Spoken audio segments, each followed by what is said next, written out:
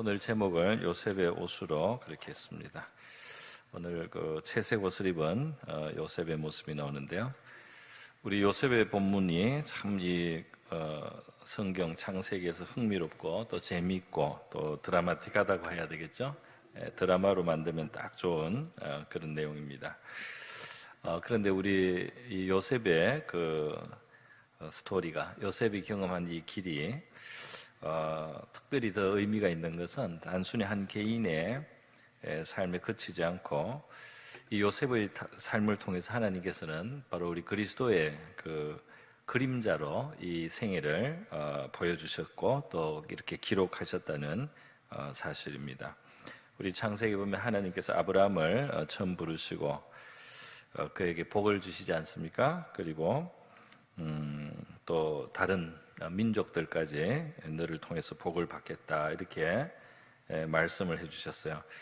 특히 아브라함이 이삭을, 자기의 독생자 이삭을 아끼지 않고 하나님 앞에 이렇게 바칠 만큼 그렇게 이제 하나님을 경외했을 때 정말 하나님이 그 복을 거듭해서 선언해 주실 뿐 아니라 더 분명하게 말씀해 주시오. 창세기 22장에 보면 이르시되 여호와께서 이르시기를, 우리 창세기 22장 16절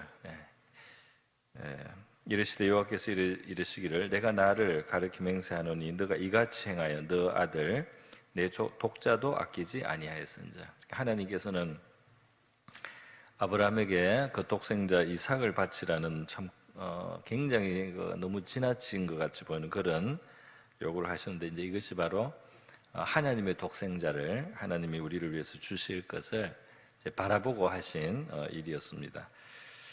그래서 아브라함이 독자도 아끼지 아니하였은즉 내가 내게 큰 복을 주고 내 씨가 크게 번성하여 하늘의 별과 같고 바다의 모래와 같게 하리니 내 씨가 그 대적의 성문을 차지하리라. 또 내 씨로 말미암아 천하 만민이 복을 받으리니, 이 천하 만민이 너 씨로 말미암아 복을 받으리라. 이것을 신약의 갈라디아서는 이것을 받아서 이 씨가 바로 그리스도시다 이렇게 설명을 하고 있습니다. 그런데 여러분, 이 아브라함의 약속은 여러 면에서 이제 여러 겹으로 성취가 되는 것이죠. 다시 말해서 그리스도 예수께서 이것을 최종적으로 완성하시지만은 하나님의 이 축복은 예수님께 오기 전에도 벌써 이스라엘 역사 속에 이 아브라함의 후손들 가운데 천하 만민을 복되게 하는 이제 그런 일들이 일어나게 된다는 것입니다. 바로 이제 요셉이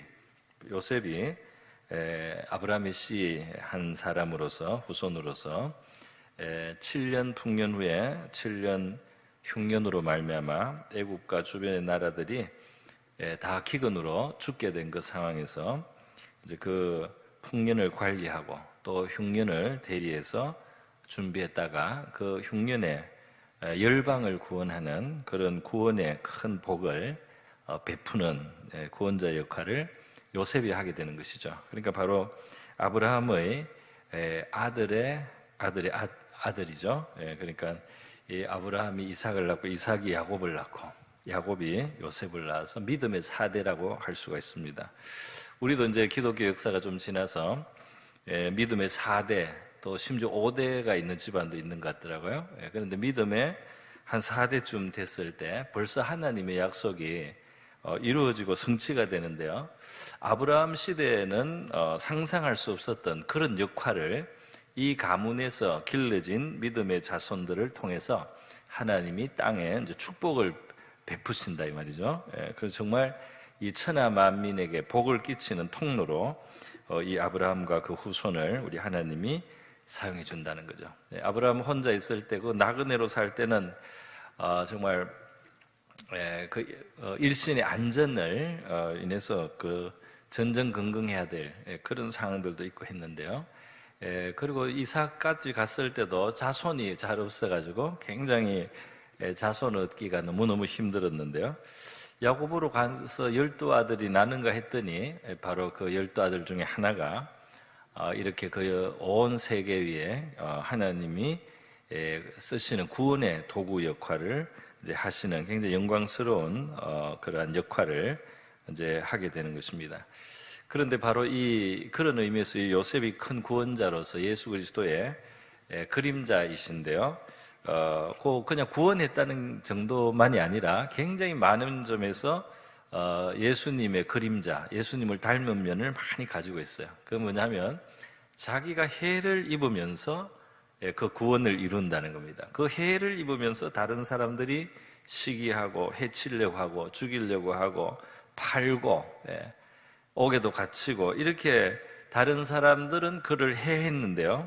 그 해를 다 받은 끝에 그 큰 구원을 베푸는 구원자로 오히려 일어서는 모습을 보게 되는 것입니다.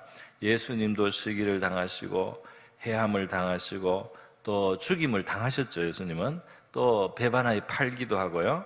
그렇게 해서 예수님이 지극히 낮아지시고 죽기까지 하셨는데 그 예수님이 바로 그 십자가의 죽음을 통해서 우리의 죄를 해결하는 큰 구원자로서 정말 7년 이 흉년에서 인류가 그 당시 많은 건동아시아에 있는 민족들이 구원을 받는 그 이상의 큰 구원을 예수님이 바로 이 해를 입으시면서 낮아지면서 이뤘고요.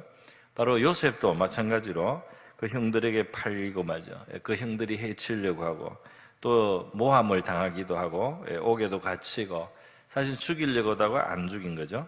이러한 해를 입은 그 요셉이 그 해를 입은 끝에 나중에는 그들을 구원하는 그 기근에서 구원하는 방책을 가진 바로 그러한 애굽의 총리로 굉장히 존귀하고 영광스럽게 그렇게 올려서 역할을 하는 겁니다. 예수님도 무덤까지 내려가시고 그 영혼이 하나님의 진노의 자리까지 떨어지셨는데 그 이후에는 지극히 존귀하게 되시죠. 부활하시고 하늘에 승천하시고 올리우셔서 권능의 우편에 하나님 우편에 앉으시고 그렇게 존귀하게 되어서 이 인류의 구원을 이루어 가시지 않습니까? 바로 이런 면에서 이 요셉은 예수님의 그리스도의 바로 그림자로서의 아주 분명한 그런 역할을 하고 있다 말이죠. 예수님의 오실 것을 그가 미리 예고를 하고 있는 그런 아주 중요한 역할을 합니다.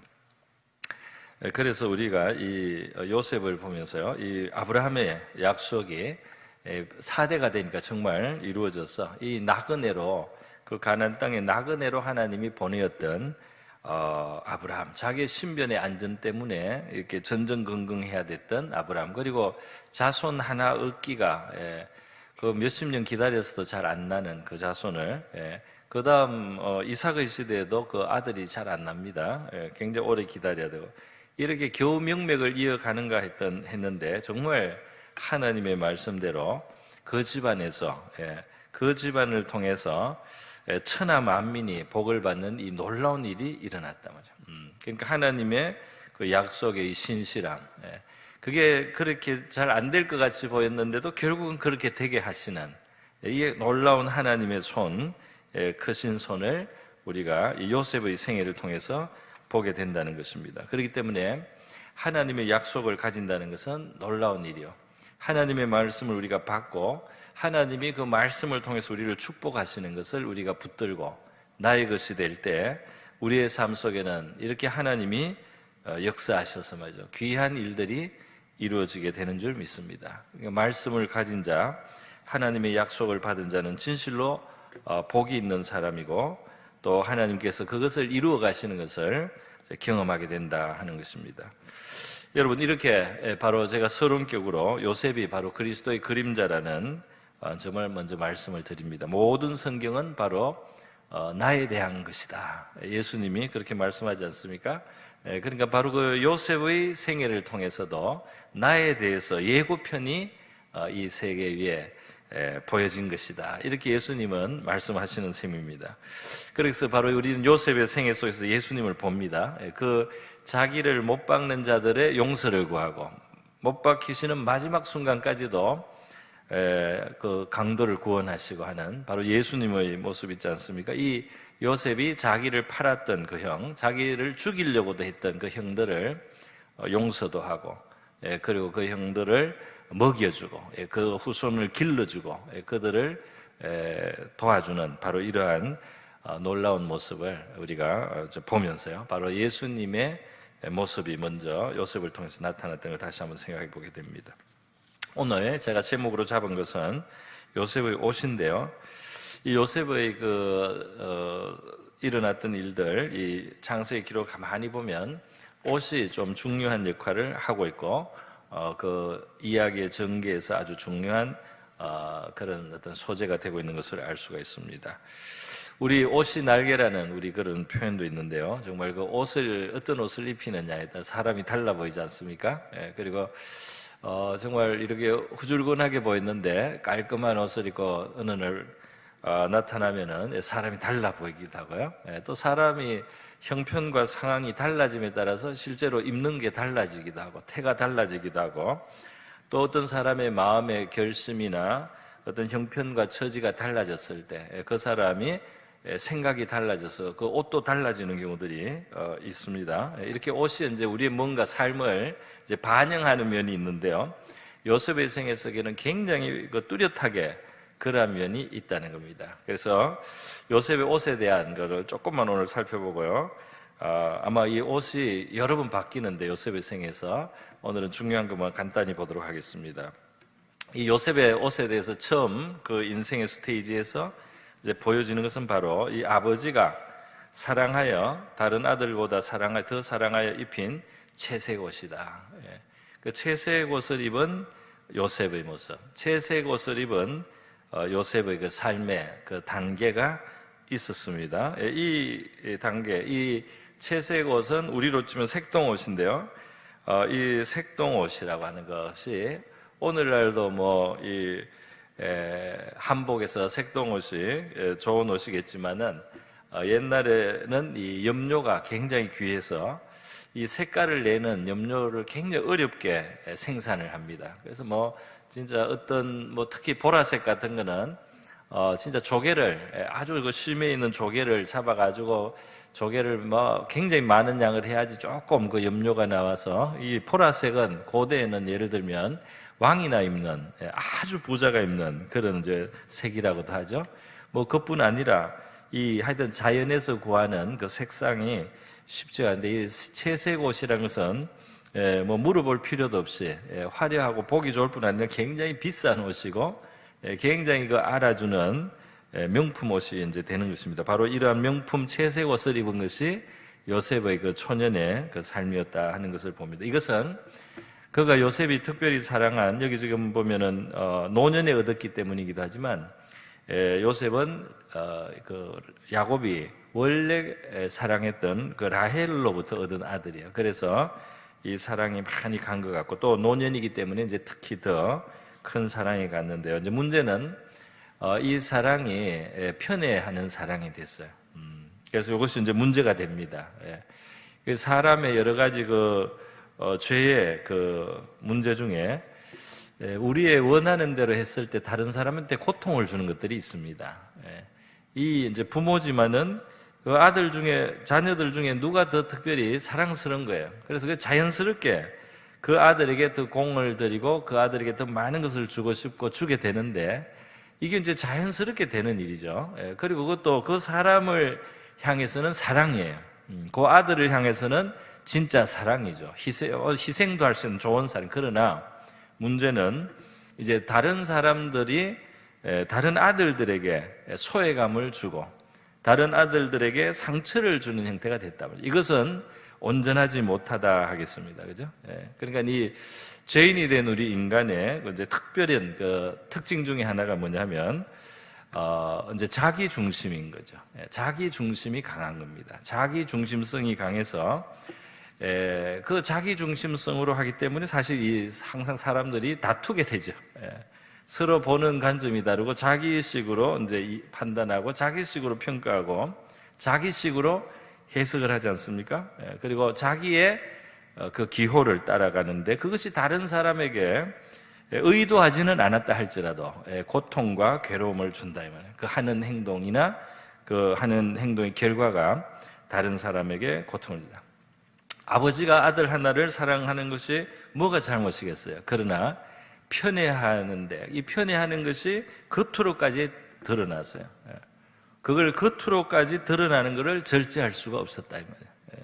그 다른 아들들의 마음에 그것 때문에 서운할 수 있다는 그 생각을 하고 그걸 자제할 수 있는 판단이 안 일어난단 말이죠. 이 야곱에게. 그래서 채색 옷을 입힌 결과로 이 집에는 그 사랑으로 보이는 그 모습이지만 그것이 미움을 일으킨단 말이죠. 미움을 일으켜요. 그 아버지는 사랑으로 하겠는데 자식들 가는 데는 미움이 일어난다. 그러니까 이 사랑이 선을 이루지 못하는 사랑이다. 자기 중심적인 사랑이 선을 이루지 못한다. 다른 사람에게 고통을 주고 미움을 일으키고 그 형제들 간의 갈등을 일으켜서 편안하게 말할 수 없었더라. 그 요셉이 미워지는 거예요. 그 형제들이 요셉이 미워지니까 말을 해도 퉁명스럽게 하게 되고 말을 해도 뭔가 뼈 있는 말을 하게 되고 말을 하면 무슨 가시가 돋치고 이제 이렇게 된다. 이것이 사실은 파고 들어가면 바로 이 야곱의 문제이기도 했습니다. 그 야곱의 생애가 특별히 우리 창세기에서 그 시련이 많고 연단을 많이 통과해요. 그 안에 인간적인 그 요소들이 많이 제거되는데 긴 세월이 걸리고 또 많은 시련과 고난을 통해서 이 사람의 그 안에 있는 이 자아가 그 죄성이죠. 자기 중심적인 그 죄성이 깨트려지고 그가 정말 하나님을 닮은 그런 마음으로 신령한 마음으로 그 변하는데 많은 연단의 시간이 있다는 것을 보게 됩니다. 여러분, 요셉이 아버지 야곱의 특별한 사랑을 받는 것은 어린아이 입장에서는 굉장히 행복했을 것 같아요. 그죠? 어린아이도 이제 그 아버지도 그런데 아이야 더 그렇지 않겠어요? 그 자기가 받는 그 사랑이 좋게만 느껴지고 더 행복하게만 느껴지고 더 참 기쁘고 자랑스럽게도 여겼지만은 그 형들의 마음에 고통이 온다는 사실을 헤아리기에는 너무 어렸던 것 같습니다. 바로 이제 이것이 요셉의 한계였습니다. 또 바로 야곱 아버지의 한계였고 아들의 이제 한계였다 하는 것입니다. 구태여 말하자면 아버지가 더 뿌리가 되겠죠. 그 17살 소년. 그런데 17살이라고 되어 있는데요. 요셉을 보면은 오늘 우리 본문에 보면 요셉의 특징이 나옵니다. 요셉의 특징이 아주 처음부터 잘 나와요. 이 사랑받는 아들은 어떤 아들이냐 하면 아주 정직한 아들입니다. 37장에 1절, 2절에 보면 2절쯤 보면 요셉이 17세 소년으로서 그 형들과 함께 양을 칠 때 그의 아버지의 아들들 비라와 실바의 아들들과 더불어 함께 있었더니 그가 그들의 잘못을 아버지께 말하더라. 그러니까 요셉이 배다른 형제들, 특히 형들이죠. 배다른 형들의 과오를, 잘못을 아버지한테 말해주는 아들이다. 양을 치는데 한 마리씩 잡아먹기도 하고 한 마리 어디 팔아가지고 몰래 아버지한테 말 안 하고 그걸로 딴짓도 하고 이렇게 하는 그 비리, 형들의 비례를 아버지한테 말하니까 뭐 정직한 소년이고 잘못된 거는 고치려고 하는 그런 이제 아들인데 여기 지금 비라와 실바만 나와 있습니다. 사실 야곱의 아내들은 2명이 더 있죠. 2명, 레아와 그리고 라헬이 있습니다. 그 라헬의 아들이 지금 요셉인데요. 이 레아와 라헬이 진짜 이제 본 부인의 위상이 있고, 이 비라와 실바는 원래 이 본 부인들, 레아의 몸종이 바로 실바였고, 라헬의 몸종이 원래 빌하였는데, 이 부인들이 아기 낳기 경쟁을 하면서 자기 여종들을 각각 이제 야곱에게 첩으로 들인 셈이에요. 그래서 참 희한한 일이 일어났습니다. 그래서 이 비라와 실바는 상대적으로 그 집에서 위치가 좀 낮았다고 봐야 될 겁니다. 그런데 바로 그 빌라와 실바의 아들들이 또 문제를 일으키는데 정부인에 가까운 이 라헬의 아들인 요셉이 그 형들의 비리를 아버지한테 말했다. 뭐 잘못된 것은 잘못됐다고 하는 걸 뭐라고 할 수는 없지만 어쨌든 우리가 좀 뭔가 이렇게 갈등이 더 될 수 있겠구나 이런 낌새를 느낄 수 있습니다. 뿐만 아니라 요셉은 말이죠, 이 꿈을 꾼 이야기를 이제 그 형들에게 말하게 됐다고 되어 있어요. 5절에 보면 꿈을 꾸고 형들에게 말하였다 그랬어요. 이 꿈은 이제 이 곡식단이 자기가 묶은 곡식단은 중앙에 서고 형들이 묶은 곡식단은 자기를 둘러서서 자기에게 절했다 하는 이제 꿈입니다. 그래 꿈을 이야기하니까 꿈의 내용이 그래도 느낌으로 알지 않습니까? 요셉이 뭔가 형들보다 존귀하게 되어서 형들이 요셉에게 절을 하게 될 것이라는 그런 느낌을 주죠. 그런데 바로 이것을 말하며 그들이 그를 더욱 미워하였더라. 이 꿈은 하나님께로 본 꿈은 맞아요. 그러나 이것을 말하는 것은 그렇게 지혜롭지 못했다. 이것을 말하는 것은 안 그래도 지금 관계가 껄끄러운데 그 형들에게 있어서는 굉장히 그 받아들이기가 힘든, 기뻐해 줄 수 없는 그런 이야기다. 이 말은 진실이고 정직한 말이고 있는 그대로 음흉하지 않은 사람이에요. 요셉이 음흉하지 않고 있는 그대로를 말하는 정직한 소년인데 이 정직한 말이 다른 사람의 마음을 상하게 한다. 다른 사람을 기분 나쁘게 한다. 바로 이제 이 요셉이 왜 연단을 받는가 하는 것을 우리가 보게 되는 이제 대목입니다. 여러분, 우리 주일날 헌신 예배 때 우리 양민호 목사님도 그 말씀하셨지 않습니까? 맞는 말을 하는데 의로운 말을 하는데 마음을 상하게 한다. 그러니까 좀 그걸 다르게 접근을 해서 이걸 개선을 하고 풀어나가면 되는데 맞는 말인데 많은 사람들 또는 듣는 어떤 사람들에게 굉장히 상처를 주는 이제 경우가 교회도 일어난다. 이거 바로 요셉의 스타일이에요. 요셉의 스타일이 바로 그랬다 이 말입니다.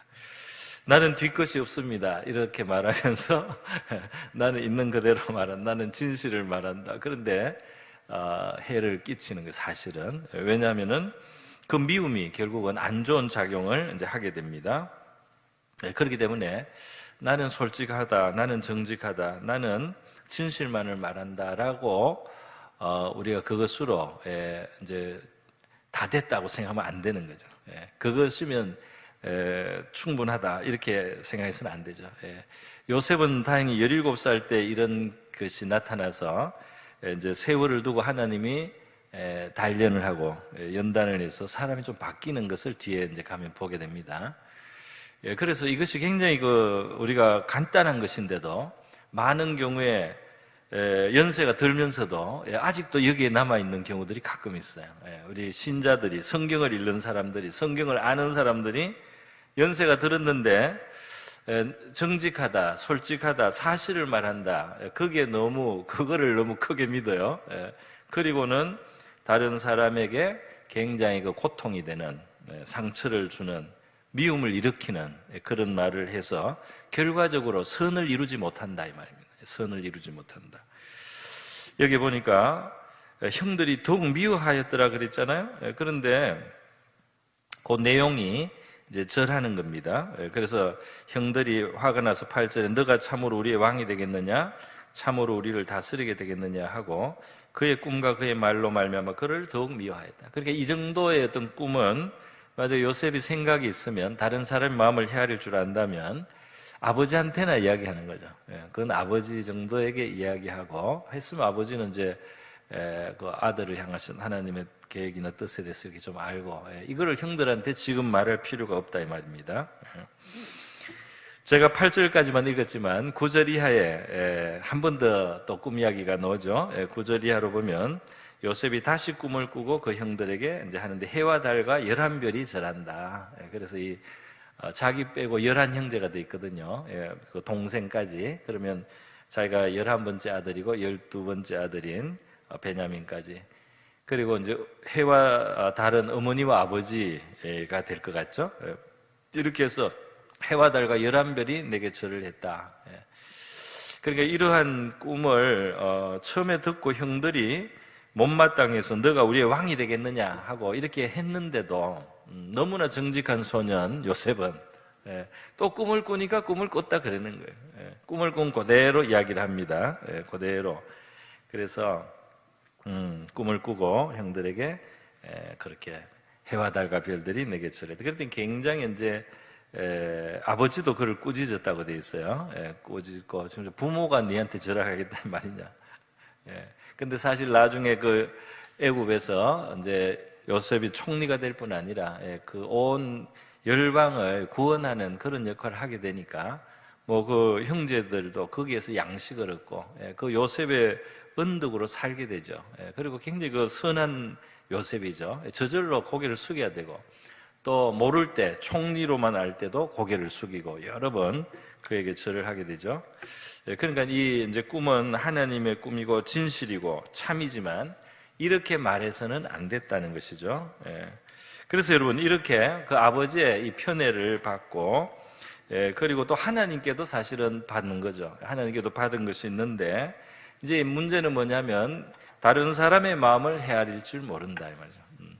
아버지는 다른 아들들의 마음을 헤아리지 못하고 요셉은 다른 형들의 마음을 헤아리지 못하고 바로 이 자기중심성 그게 아주 나쁜 것 같지는 않아요. 뭐 미움으로 시작한 게 아니에요, 그죠? 이 야곱이 누굴 미워한 건 아니잖아요. 아들 중에 누굴 미워하고 싫어한 건 아니에요. 근데 하나를 너무 편애하고 그 표가 막 나게 했을 때 이제 그것이 화를 일으킨다 이 말이죠. 요셉도 정직하고 솔직하지만은 그것에 다른 사람의 마음을 고려하지 않고 생각하지 않고 있는 그대로 하고 싶은 말을 사실이라고 자기가 말을 했을 때 다른 사람들이 상처를 받고 고통을 당하는 것까지 헤아릴 수 있는 지혜가 없다 이 말이죠. 그래서 이 자기중심성은 우리 죄인의 기질이고 이 집안의 이 자기중심적인 다른 사람의 마음을 헤아리지 못하는 이것이 사람들의 마음에 상처를 주고 박탈감을 주고 소외감을 주고 그리고 아픔을 결국 줘서 이 집안에 비극이 일어납니다. 그러니까 이 쓴 열매를 거두게 되는 거예요. 그 사람의 마음을 자극을 한 것이죠. 그래서 결국 어떻게 됩니까? 결국 이 채색 옷은 찢기게 됩니다. 이 채색 옷은 갈갈이 찢기게 돼요. 이 채색 옷에 요셉의 피는 아니지만 이제 짐승의 피를 묻혀서 이 형들이 아버지한테 가져가죠. 그래서 아버지 야곱에게는 그 요셉이 죽은 아들이 됩니다. 그러니까 야곱의 가슴이 찢어지는 거죠. 그 사랑을 편애하는 마음을 그대로 표현해서 그 많은 아들들에게 고통을 줬던 야곱이 자기가 뿌린 것을 뭐 거둔다. 너무 심하게 표현됐는지 모르겠습니다만은 이제 그렇게 되는 겁니다. 그리고 야곱의 심정이 찢어지게 되는 거예요. 왜 자기의 심정이 찢어지는 상황에 갔느냐? 다른 사람의 마음의 상처를 자기도 입혔다 이 말이죠. 그리고 요셉도 이 옷이 벗기우고 찢기어서 그렇게 해서 이제 팔려가게 되죠. 팔려가서 애굽으로 이제 결국은 형들의 손에 의해서 상인들에게 이제 넘겨지게 되는 것입니다. 여러분 하나님은 그 위에 계셨어요. 그리고 그것을 섭리적으로 허용하셨습니다. 그래서 요셉이 연단을 받게 하신 것입니다. 그 형들의 미움을 당해서 팔리고 종이 되는 외국에 가서 종이 되는 애굽에서 종이 되는까지 하나님이 허용하셨을 때 하나님은 그것을 선으로 만드실 바로 그런 선한 목적을 가지고 계셨던 것이죠. 그래서 이렇게 우리식으로 말하면 눈치가 없었던 요셉이 하나님의 선한 일을 위해서 쓰임을 받아야 될 요셉이 너무나 자기중심적이었기 때문에 그는 이 연단을 받게 돼서 결국은 팔려서 종이 되고요. 그리고 시련을 많이 당하게 됩니다. 시련을 많이 당해서 그 후에 이 자기중심성을 벗은 사람이 되고 하나님이 그를 사용하시게 되고 높이시게 되고 정말 복의 도구로 나중에 쓰임을 받게 되는 것이죠. 그가 나중에 이 종으로 뿐 아니라 나중에는 감옥에도 가게 되는데 억울하게 감옥에 가죠. 감옥에 갔을 때 그가 이 종생활과 그리고 감옥에서도 다른 사람을 섬기는 그런 입장이 되어가지고 오랫동안 생활을 했기 때문에 요셉을 하나님이 훈련하셨어요. 요셉이 훈련된 사람으로 이제 감옥에 있을 때 창세기 40장 6절 8절에 보면 그렇게 되어 있습니다. 요셉이 감옥의 총무였을 때인데요. 아침에 요셉이 들어가 보니 그들에게 근심의 빛이 있는지라. 이 바로의 떡과는과 술과는 이 꿈을 꾸고, 꿈이 뭔가 좀 자기들에게 운명에 뭔가 닥칠 것 같으니까 이제 근심이 된 거죠. 그래서 요셉이 그 주인의 집에 자기와 함께 갇힌 바로의 신하들에게 묻되 어찌하여 오늘 당신들의 얼굴에 근심의 빛이 있나이까? 그 다른 사람의 마음의 근심이 그 얼굴의 표정으로 나타나는 것을 놓치지 않고 그것을 보고 있는 거예요. 그리고 그것을 도와주려고 묻는 겁니다. 친절하죠. 그렇게 했을 때 그들이 우리가 꿈을 꾸었으나 해석할 사람이 없도다. 그랬더니 요셉이 그들에게 이르되 해석은 하나님께 있지 아니하니까 청하건대 내게 이르소서 하고 자기를 내세우지도 않고 하나님의 은혜로 꿈이 해석될 것이라고 이렇게 희망을 주면서 이제 꿈을 말하게 하는 것이죠. 이렇게 이 요셉이 지금 그 나중에 총리가 되기 전의 모습입니다. 옥에 있는데 17세 소년 요셉과는 확실히 다른 모습이죠. 다른 사람이 괴로워하든 말든, 다른 사람의 마음에 상처가 되든 말든 자기로서는 사실을, 자기로서는 솔직한 것을 있는 그대로 이렇게밖에 말할 수 없었던 그 요셉이 다른 사람의 마음을 헤아리는 것, 다른 사람의 마음을 살피고 그 근심을 들어주려고 하는 그런 사람으로 바뀐 다음에 하나님께서는 이 요셉을 옥에서 이제 꺼내셨어요.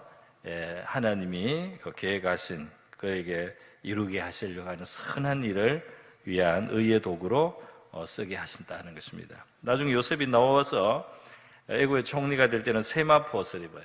세마포 옷을 애굽 왕이 입힙니다. 창세기 41장에 보면요, 이제 꿈도 해석하고 꿈을 해석한 다음 어떻게 하지 그 흉년을 풍년을 잘 관리해서 흉년을 대비할 수 있는 것까지 요셉이 다 설명해줘요. 이렇게 했을 때 바로가 요셉에게 애굽의 총리가 되게 하죠. 인장 반지를 빼어서 요셉의 손에 끼웠다고 41장 42절에 나오고요.